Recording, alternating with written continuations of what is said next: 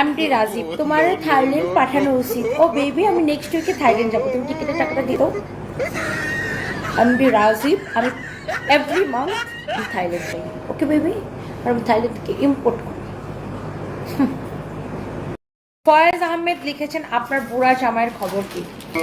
আমার বুড়া জামাইয়ের খবর তো অনেক ভালো, কারণ এত সুন্দর একটা বউ ঘরে আছে, তারপর স্টাবলিশড বউ, বিজনেস ওম্যান।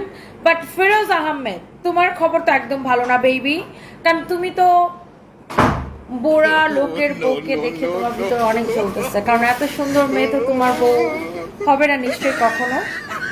আর যদি কোনো একটা সুন্দর খ্যাত দেখে বিয়েও করো, নিশ্চয়ই আমার মতো স্মার্ট, আমার মতো স্টাবলিশড হবে না। সো তোমার মনের মধ্যে অনেক দুঃখ, সেটা তোমার কমেন্ট শুনে বোঝা যাচ্ছে ফয়েজ আহমেদ, কারণ আমার মতো সুন্দরী ব্যবসায়ী বউ তো তোমার ঘরে নেই। পোলাডা জুয়েলারি নিছো? আমার পড়াটা নিবে না? না না, তুমি ছবি তুলো, তুমি ছবি তুলো, ওর ছবি। তোমার পা দেখে পায়ের প্রেমে পড়ে গেছি।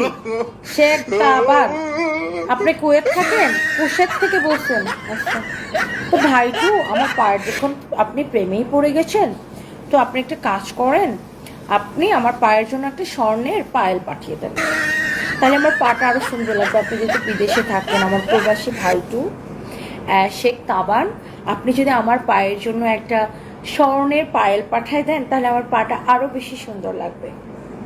Thank you. আসছি আরে বোন ফুত, আমি ভালো আছি। সাদিয়া ইসলাম, সাদিয়া সুলতানা, সাদিয়া আমি নিব, জাস্ট চোখ বন্ধ করে নিয়ে নেবেন।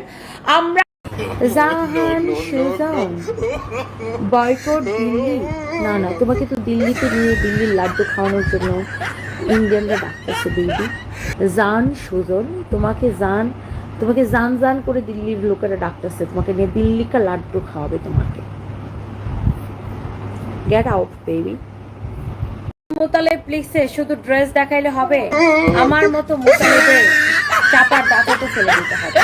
ও আচ্ছা, তো আমি তো আসলে পায়ের মধ্যে জুতা পরে আসি নাই, মানে আমার এখন আমি আসলে লাইফটা বাসা থেকে করতেছি, তো এই জন্য আমার পায়ে জুতা পরা নাই।